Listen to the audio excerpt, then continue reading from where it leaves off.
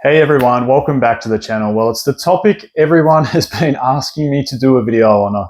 I've had countless comments, countless emails just saying, PokeOz, Michael, can you please do a video on the whole CT scanning of Pokemon cards situation? So that's what today's video is. Now, I know the title might sound a little bit dramatic, like, is it the death or is it the end of Pokemon card investing because of this? But I want to break this whole video into four main parts. The first one, which will be the shortest part, what is it? In case you've been hiding under a rock. The second part is, how ethical or perhaps damaging maybe is the right word, is it? Third part, what does it currently impact? And then the fourth part, what could it potentially impact in the future? Or I suppose, what overall effect could it have on Pokemon cards, and particularly sealed Pokemon card investing in the future? So 4 parts. And let's just jump straight into it after this, which I normally do, of course. If you haven't subscribed, please do so. If you want to become a channel member, that would be greatly appreciated. You can do so from the home screen. And once you are a channel member, you can ask me any Pokemon investing related questions. I have a great chat with people on there. Anyway, part 1, what is it? In case you've been hiding under a rock, and I'm not going to go into too much detail about this because most people have probably found out about it, okay? It's been around for ages, because CT scanning has been around for ages. It allows us to see inside closed off or sealed objects, in particular of course it's used in the medical world. So, essentially what has come to, I suppose, the forefront recently is the fact that someone's scanned a Pokemon card pack, I believe a base card pack, and found a Ninetales inside there. You can delve through the 3D objects and make out, through the pack, through the individual cards, and make the outlines of a base set Ninetales inside there. So after all this has gone through fruition, all of a sudden a small company has come out and offered services to send individual packs off to get scanned. And as a result, it's something like, I haven't got into the exact facts and figures, and it's $65 or $75 US to scan a pack. Now, I'll get into some further impacts if this whole thing grows in the future, but that's basically what it is. The whole shooting match or kit and caboodle is all about this notion that, we can currently now see inside sealed booster packs. Now, I don't think this is anything new. I think it's been something that's going on for a while. And I will just premise this whole video, though, off the fact that none of the infrastructure for this is really set up yet. And I'll go into more detail in that in a second. But I just want to go on to the second point. And this is probably realistically the most important part. So with this whole notion that, we can now see inside Pokemon card packs, people are going to start taking positions on this. Oh, this is a great thing. Oh, this is a super negative thing. And I've been asking myself, what's my position?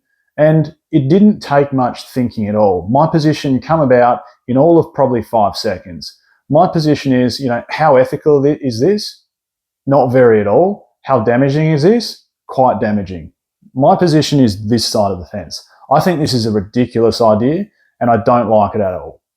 It's as plain and simple as that. Now, you might say, okay, well, if you're going to have a position on something, why? Why do you feel that way? I mean, generally that's the whole idea behind something or having a position is you need to back up your position, don't you?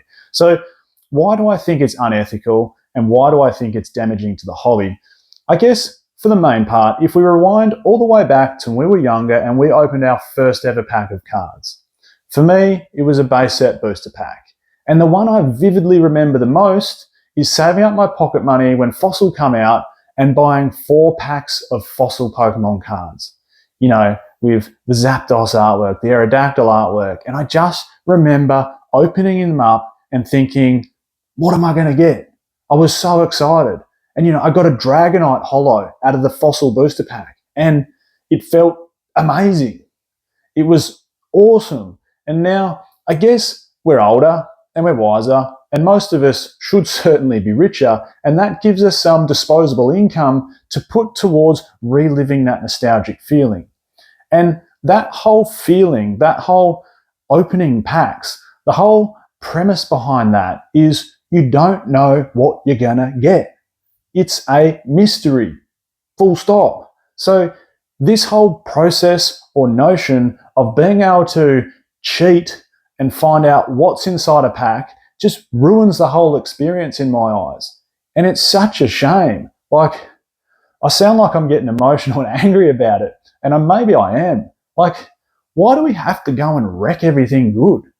Like, Why does everything have to get cheated or tricked? Why can't we just enjoy something for what it is, which is a really fun hobby of a Pokemon card trading card game that was made for kids to enjoy, to open up, to have fun. And now that we're adults and we want to relive that, and maybe we've got, some of us might have $10,000 of disposable income to buy a first edition base set blister pack, and think, what if? What if that Charizard that I never got to pull when I was 11 years old or 9 years old or however old you were when you first opened your first base set pack, what if that's inside that $10,000 blister pack? What if I pull, what are they raw? I don't know, a mint raw first edition base set Charizard must be 10 to 15 grand. What if you pull that? What if it grades a 10 and it's worth, I don't know what they're going for now, 250 to 300,000 US in a 10? Is that what they're going for? I don't know, but the point is, like, why do we need to wreck that? It's such a shame. So in my eyes, it's super unethical. It's like scamming the lottery system. It's like going into the pokies, and I know this is almost a weird reference, but okay, if I'm going to put $200 in this pokie machine and do $5 hits, actually I might just pay $50 already to find out if I'd win or not. Like, or a scratchy ticket and go, okay, that scratchy ticket's $10. I might just pay $7 to see if there's a win in there or not. And if there's no win, okay, like it just wrecks it. I think it's super damaging for the hobby and I hate it. Now, having said that, it probably leads us into the third point, which is, what does it currently impact?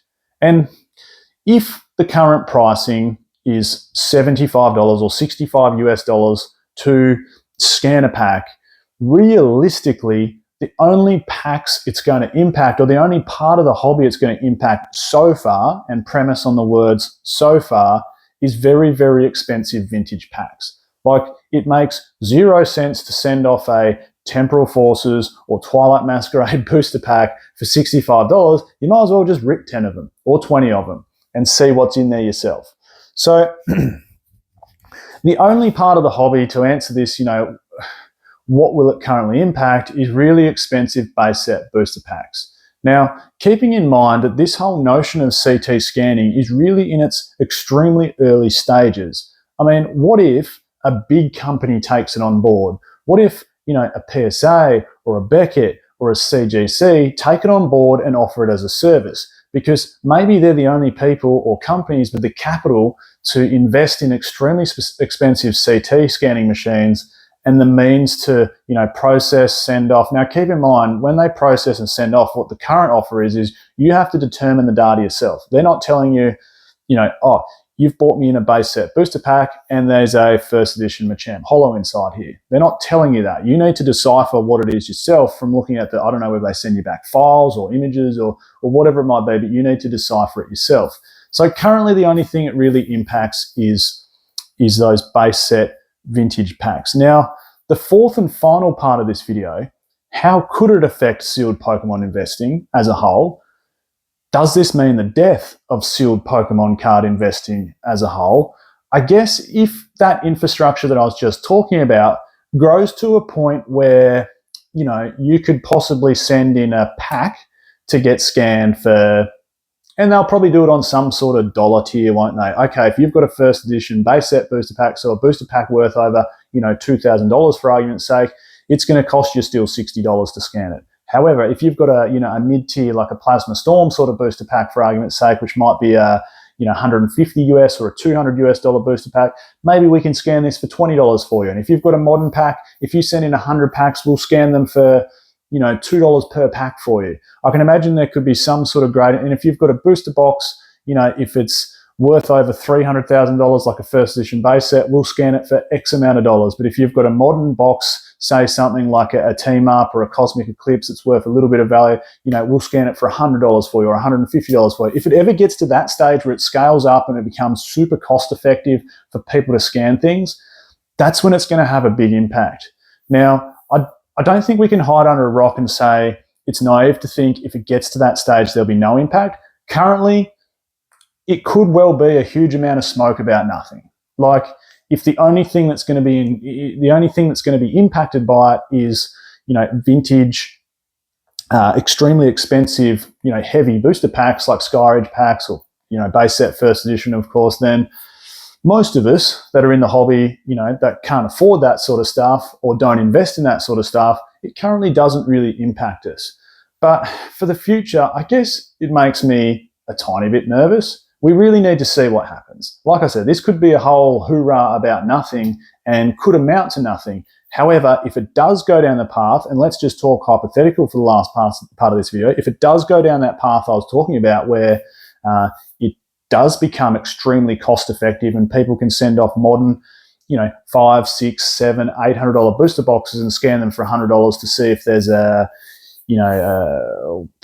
let's take Evolving Skies for argument's sake, a Rayquaza VMAX inside there, an Umbreon VMAX, it's $650 booster box, $100 to scan it, you've got no hits inside there, or you've got an Umbreon VMAX inside there.